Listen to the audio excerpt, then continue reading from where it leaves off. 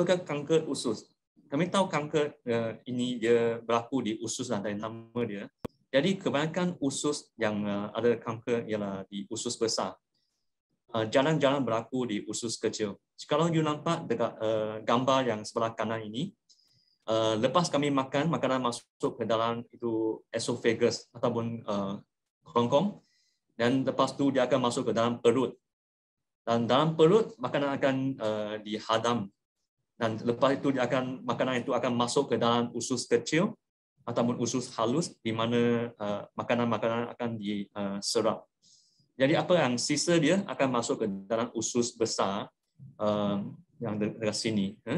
Jadi usus besar ini dia ada 4 bahagian. Dia ada usus besar naik, usus besar menintang, usus besar turun, dengan usus besar sigmoid, dengan rectum. Jadi kanker usus ya maksudnya sebenarnya untuk apa-apa saja kanker yang berlaku di dalam usus besar bahagian ini semualah.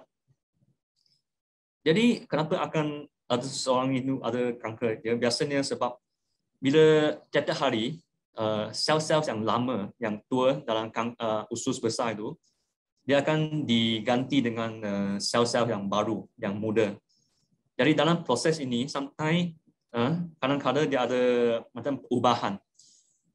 Tisu ataupun sel-sel yang dia berubah, dia tiba-tiba jadi lain dengan yang biasa. Jadi apa yang kami kata mutation sudah berlaku. Bila mutation dia tidak dibetulkan dengan serta-merta, dia akan makin tumbuh, makin banyak, dan jika dia luar kawalan, dia akan jadi kanker.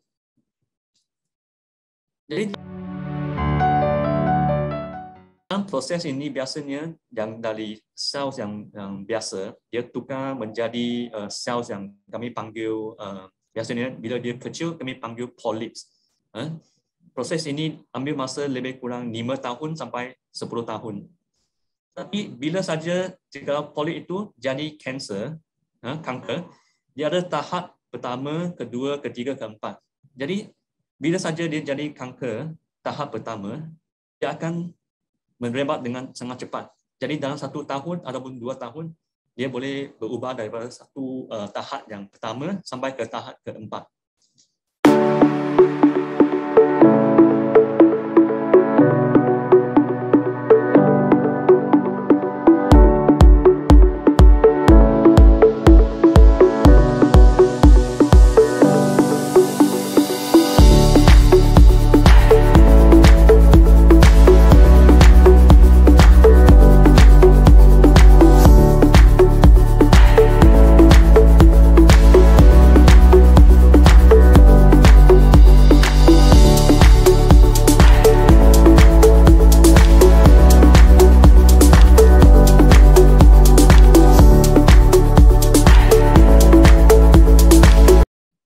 Jadi dalam dunia ini berapa banyak penderita kanker usus?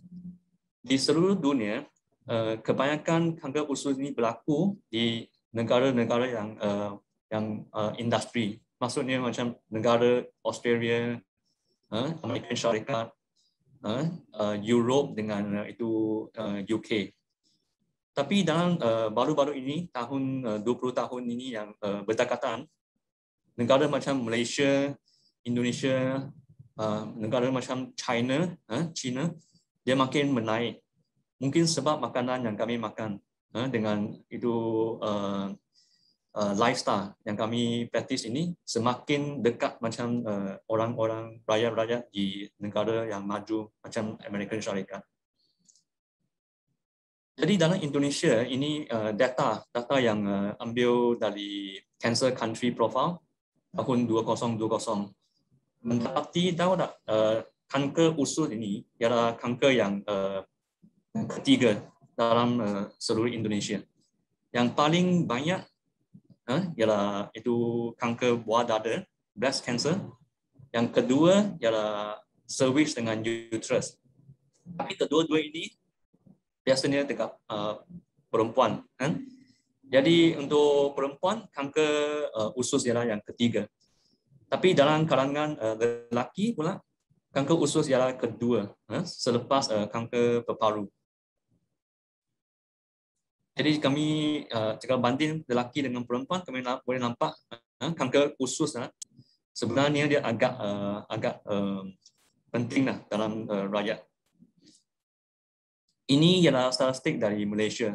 Jika you boleh nampak dalam Malaysia pun kanker usus ialah yang pertama, yang paling umum dekat kalangan lelaki. Dekat perempuan pula dia kedua, selepas kanker buah dada. Jadi apa usia yang selalunya orang dia develop kanker usus ini? Dari statistik di Malaysia kami nampak dia sama dengan seluruh dunia. Kebanyakan masa ialah bila seseorang dia sampai ke umur 50 tahun ke atas, statistik dia akan makin tinggi, macam ni. Dari 50 ke atas dia akan makin tinggi. Indonesia pun lebih kurang sama, tapi ada satu data yang agak istimewa. Dalam satu statistik yang tunjuk dalam penyelidikan, dia nampak di Indonesia kebanyakan ada banyak penderita kanker usus dia berumur di bawah 40 tahun. Jadi lebih kurang 30%, 1/3 orang penderita itu dia umur dia muda.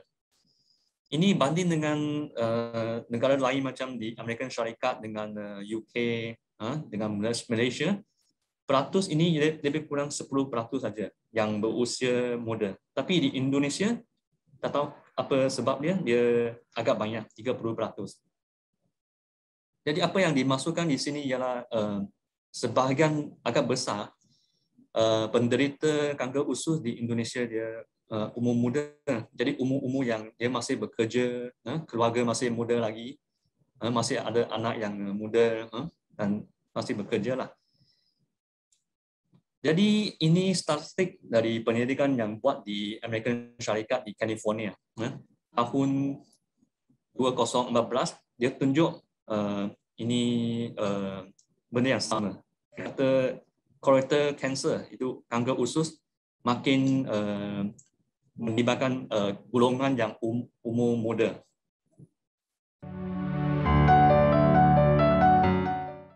Jadi bagaimana kanker dapat diketahui? Yang pertama saya rasa kami kena tahu sejarah keluarga kita. Jikalau ibu bapa ada kanker usus, ataupun kanker buah dada, ataupun kanker perut, jadi risiko kami atas dapatan itu ususnya kanker dia lagi tinggi jika banding dengan kawan-kawan lain, orang yang lain yang tak ada sejarah keluarga. Dan kemudian kami kena tahu gejala-gejala yang ada yang istimewa dia. Tapi jika you nampak dalam graf ini yang kebanyakan pesakit penderita usus, kanker usus ini, mereka tak ada sejarah keluarga. Yang warna merah ini, you nampak 60% ke atas tak ada sejarah keluarga. Maksudnya ibu bapa tak ada kanker usus ataupun uncle auntie dia, adik-beradik dia tak ada.